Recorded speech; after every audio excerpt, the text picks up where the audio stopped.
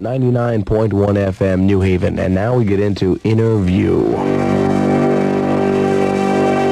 This is Interview, an inside look at the people whose music has changed our lives. This week, Interview is brought to you by Alpine Car Audio Systems and Chrysalis Records. We'll be back with host Jim Ladd and Interview right after this.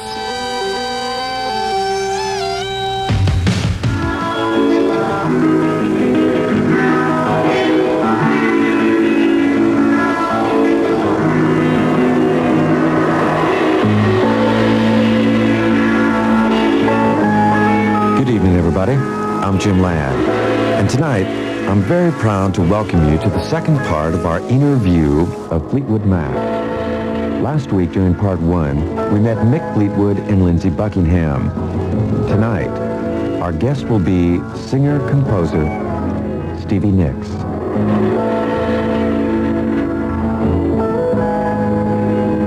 There's always magic to be summoned at any point. I love to live in a world of magic, but not a fake world of magic. We all really basically have a lot of magic. It's only those of us who choose to accept it that really understand it. It's there for everyone. That's the only thing that I feel that I'm able to give to people, and that's why I know that they respond to me, because I try to give them only their own magic, not mine, but theirs.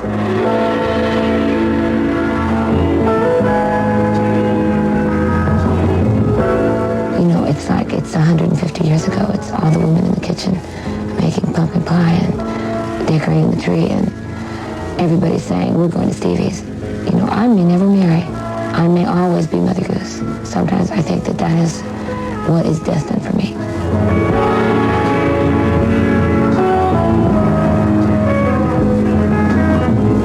Years ago, Robin and me and Lindsey lived together, and there was bustling in the kitchen, and there was no money.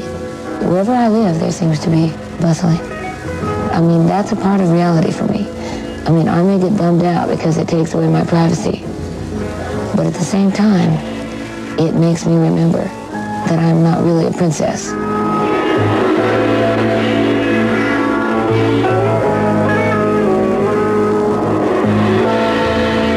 For me, John McVie is the only bass player in the world. For me, Lindsey Buckingham is the only guitar player. For me, Christine is the only singer and piano player. And for me, Michael Fleetwood is the only drummer.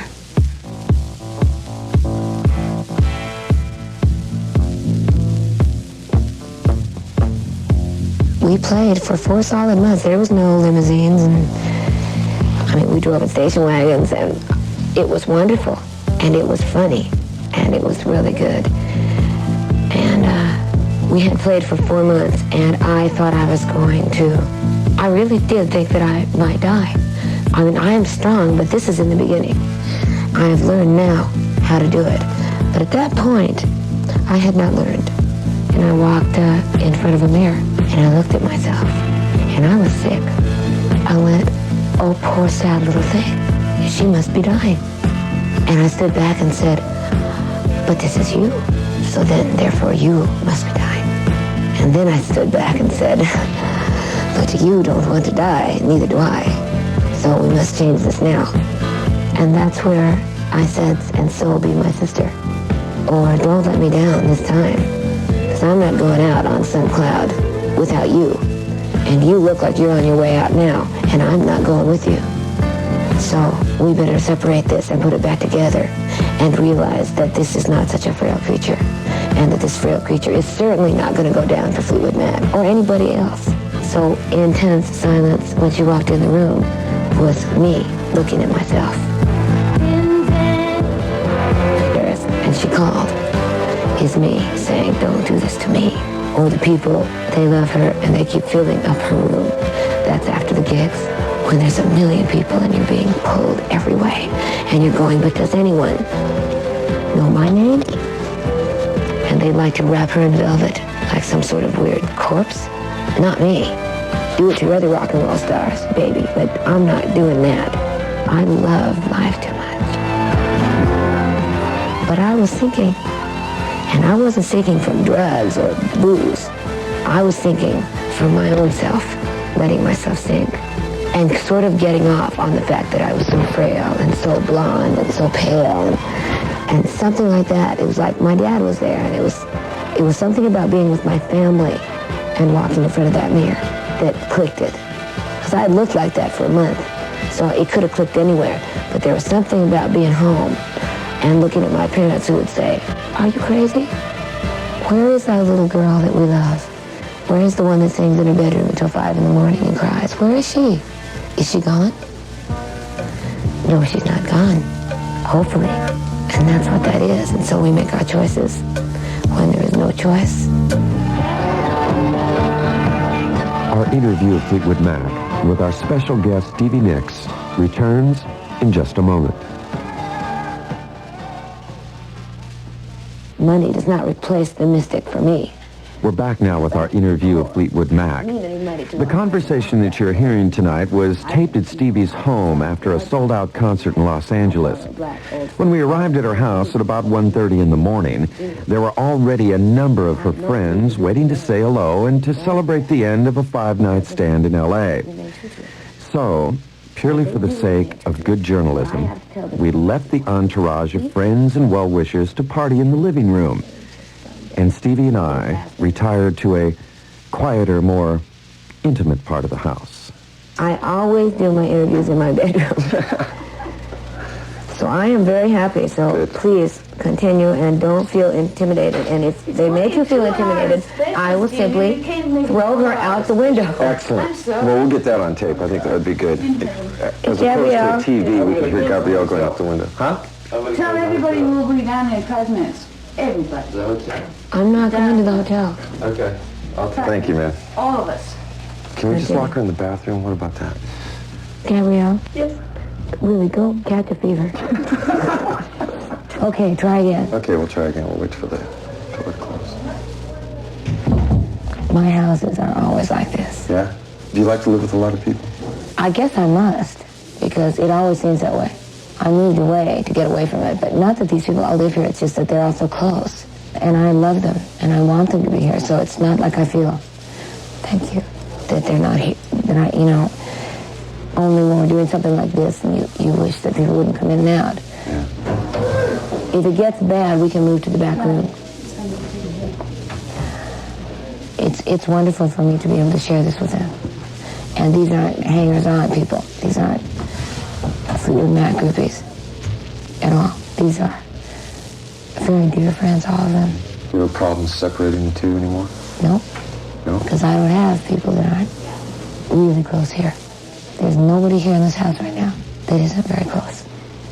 I don't have very much privacy. I need more privacy than I have. That's obviously you're choosing, honey. But I do choose it, I suppose. And I do love hearing them all bustling around in the kitchen. Yeah. It's like it's 150 years ago. It's all the women in the kitchen making pumpkin pie and decorating the tree, and everybody saying, "We're going to Stevie's." I may never marry. I may always be Mother Goose. Sometimes I think that is what is destined for me. To my love. Now, drowning in the sea of love where everyone would love to drown. Self-indulgence. All right. Don't we all love to be miserable and lay face down on our bed and go, "I'm so miserable, don't talk to me. I want to hurt. Don't bring me tea. Don't even talk to me. Let me die in my own." We all do that. We love to do that. That's one of my best songs. I love to be miserable. I love to walk around in the throes of a passionate miserability. I made that word up years ago. Miserability? Miserability. I don't like to suffer, and I hate pain, but I do love to suffer in the point where I want to get to my typewriter and write down all my wonderful and marvelous philosophy for why I'm suffering. I love that part of it. Wait a minute, baby. And so should we leave that to the imagination? There are many men in Sarah. Mick is involved in Sarah because he's a dear and deep friend of mine. There's another songwriter that's involved in it. There's maybe 3 or 4 men. And then there's my friend Sarah. There's so much in Sarah. And it is the poet in my heart. Down there. If I ever have a little girl, I will name her Sarah. It's a very special name to me. I love singing it on stage. It's the absolute delight of my night. There's so much in Sarah. And it is the poet in my heart for sure.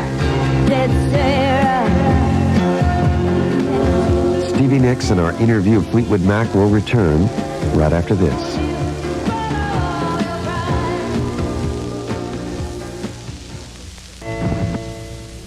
Christine and I are living together in an apartment. We have adopted 45 Biafran Vietnamese children. Mick disappeared 8 years ago. John is smoking hash, and Lindsay has an empire. Well, we're back. Another line I just must say here because it really touched me was, so I close my eyes softly till I become that part of the wind. That's from the story of Rhiannon, whose name is Aaron, who's the great Lord of Darkness, who's the man who possesses the power to take or give life. But he only takes life because of pain. And so I wrote something at some point, because Aaron is my father's name, and Aaron is also my brother's name, and Aaron is also my grandfather's name. So Aaron is many things to me. And it says, so I close my eyes softly till I become that part of the wind that we all long for sometime. And so Aaron touched the twins with his hand so that they would sleep. And in that sleep, there will be no pain. And in that non-existence of pain, there will be happiness, because it was only given with great love. And this was in a haunted song, in a charmed hour. And this was the angel of my dreams.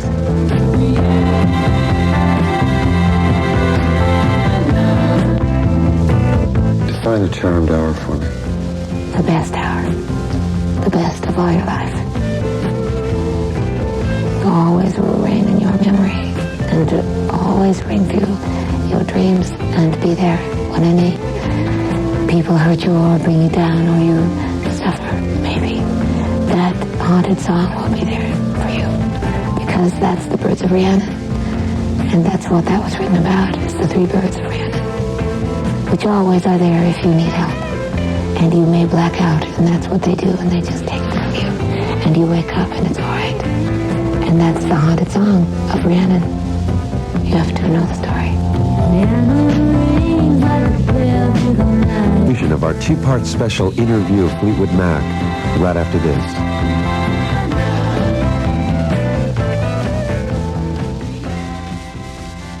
Conclude now with interview. And now, the conclusion of our interview of Fleetwood Mac.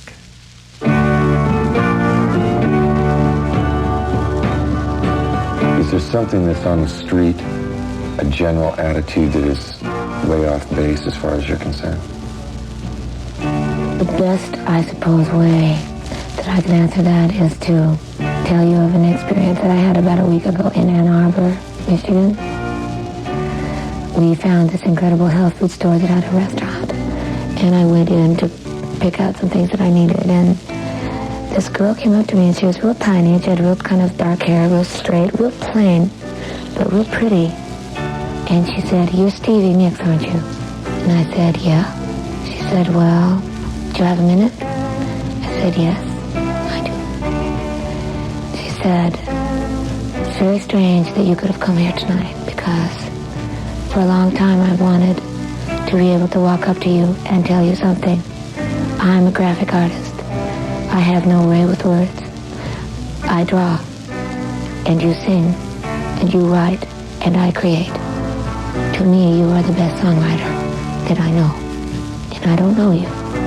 And I said, "But yes, you do know me, because you were brave enough to come and tell me this." And she said, "I want you to know when you leave here that what you write makes me happy. It makes me sing, and I can't sing. And it makes me laugh, and sometimes I don't feel like laughing. But you have given me something. And I think that your writing is indeed something very special. And I know you hear it all the time." And I said, "Wait a minute. I don't hear that all the time.